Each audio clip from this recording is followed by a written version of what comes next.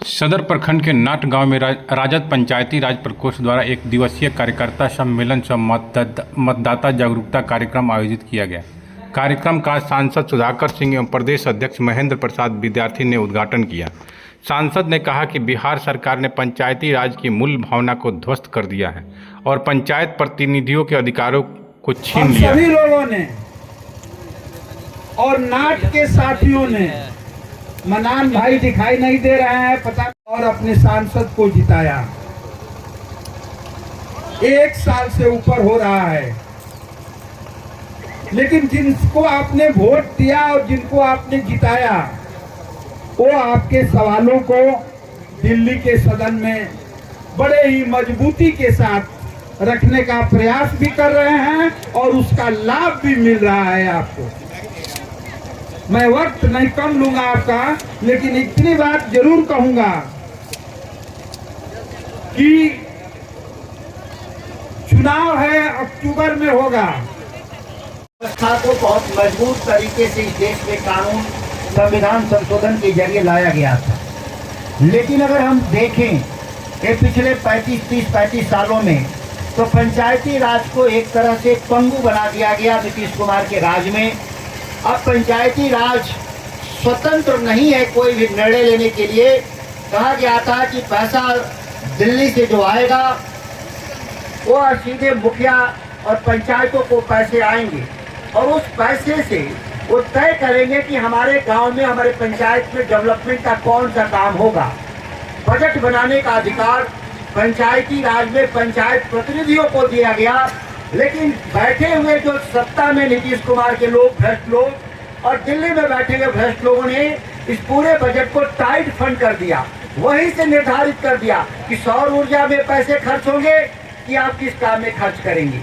और इस तरह से जो लूट का जो मॉडल नीतीश कुमार ने जो तरीका जो बनाया पूरे चीजों पर निस्ताबोध कर दिया।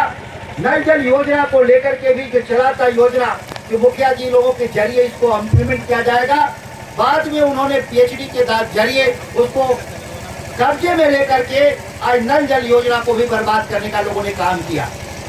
ये इसलिए हुआ कि जो पैसा जो चला है केंद्र से और राज्य से वो पंचायत स्तर पे न पहुंचे, बीच में ही ये पैसे को गायब करने का जो षड्यंत्र मोदी जी बार बार कहते हैं कि लोग कहते हैं कि 100 रुपया दिल्ली से चलता है और 15 रुपया पंचायत में पहुंचता है। सच बात है मोदी जी कि आपके जमाने में 100 रुपया जो चलता है 100 रुपया आपके कब्जे में है, कोई भी पंचायत के कब्जे में नहीं है। ये दुखद बात है। इस बात को लेकर के राष्ट्रीय जनता दल सजग है। निश्चित तौर पर जब हम बिहार में सरकार बनाएंगे, हम उन नीतियों को संशोधित करेंगे जिससे आपके अधिकार क्षेत्र में जो हस्तक्षेप है राज्य सरकार का या केंद्र सरकार का, उस हस्तक्षेप को समाप्त करने के लिए हम लोग विशेष पहल करेंगे, विशेष व्यवस्था करेंगे। तो संविधान के जरिए जो हक और हुकूक हासिल हुआ था, जिसके जरिए BR अम्बेडकर, राम मनोहर लोहिया, महात्मा गांधी के नेतृत्व में जो मुझे अधिकार मिला था, जो सरकारों को चुनने का अधिकार, वो इलेक्शन कमीशन के जरिए नरेंद्र मोदी की सरकार आपके वोट को लूटना चाहती है। विशेष पुनरीक्षण मतदाता सूची के जरिए इस राज्य के भीतर जो 65 लाख मतदाताओं को चुनावी प्रक्रिया से जो बाहर किया गया, वह गैरकानूनी काम था। और सबसे दुखद बात है कि इलेक्शन कमीशन के द्वारा सुप्रीम कोर्ट को कहा गया कि आप इसकी समीक्षा नहीं कर सकते, आपको निर्देश देने का अधिकार नहीं है। ये पहली बार देश में ऐसा हो रहा है जो लोग कह रहे हैं कि हम संविधान से ऊपर है और संविधान की रखवाली की नैतिक जिम्मेदारी निश्चित तौर पे सुप्रीम कोर्ट को दिया गया था। सुप्रीम कोर्ट को निश्चित तौर पे अधिकार है कि वो कोई भी निर्देश जारी कर सके।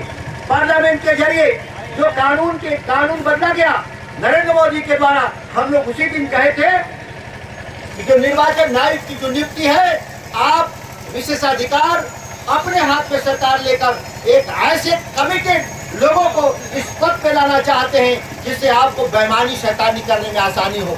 आज के पूरे लूट तंत्र का राहुल गांधी, तेजस्वी यादव के नेतृत्व में पूरा पर्दाफाश किया गया। किस तरह से आपने विधानसभा से लेकर लोकसभा स्तर तक वोट को लूटने का काम किया है। मैं ज्यादा वक्त नहीं लेना चाहता। किसानों के संघर्ष का मसला हो, इस देश में प्रधानमंत्री ने कहा था कि हम लगातार लोगों को रोजगार देंगे, हम किसानों की आमदनी बढ़ाएंगे। आज रोजगार के सवाल पर जब कहा गया नीतीश कुमार को कि आप बिहार में रोजगार पैदा करें और न उन्होंने पैदा नहीं कर पाए, तो हमारे नेता तेजस्वी यादव ने कहा कि हम रोजगार के अवसर पैदा करेंगे। कितना अपमानजनक तरीके से कहा लोगों ने कि ये अपने बाप के घर से पैसा लाएंगे, लेकिन तेजस्वी जी के नेतृत्व में कुशलता पूर्वक इस राज्य के पैसा देने की भी व्यवस्था बिहार सरकार के जरिए हम लोग तेजस्वी जी के जरिए करने का व्यवस्था भी हम लोग करने वाले हैं। आज उसी कड़ी में आप देख रहे हैं कि जीविका दीदियों को 10-10 हजार देने का जो षड्यंत्र इन लोगों ने रचा, जब सवाल तय हुआ था कि मिनिमम 2 लाख देना है, जिसको बढ़ाकर हम 3 लाख करना चाहते थे, ये 10,000 में कौन रोजगार पैदा हो गया। आज जीविका का पर्व है, इसीलिए माँ बहनें जो आई थी ये वापस चली गई, लेकिन इस बात को जरूर अपने जेहन में रखिएगा कि माई बहन जो योजना था कि 2,500 सभी लोगों को हम महिलाओं को देने का काम करेंगे, उस योजना को समाप्त करने के लिए जो षड्यंत्र के रचा है नीतीश कुमार, इसका हम लोग भंडाफोड़ करने का काम करेंगे। इससे बात किए कि माननीय सांसद जी जब जाहिर हैं हमको जान छोड़ दीजिए, आपका तो इज्जत सांसद महोदय बचा ही देंगे, लेकिन इन्होंने कहा कि सर बैनर में मुख्य अतिथि का नाम है, नहीं जाइएगा तो प्रतिष्ठा हम लोग पे चला जाएगा। हम लोग गिरते बजरते आपके बीच में आए हैं। तमाम लोगों को हम हाथ जोड़ के विनती और अभिवादन करते हैं, और मंच पर सभी लोग बैठे हुए उनको भी अभिवादन करते हैं, और इस कार्यक्रम को जो आयोजन करता है उनको हम विशेष रूप से शुभकामना और बधाई देते हैं। सबसे पहले हमारे सांसद महोदय जी को अपने तरफ से और पंचायती राज प्रकोष्ठ के तरफ से आभार प्रकट करते हैं कि आपने पंचायती राज को सम्मान को बढ़ाने के लिए आपने जो समय दिया, उसके लिए पंचायती राज आपका हमेशा आभारी रहे। दूसरा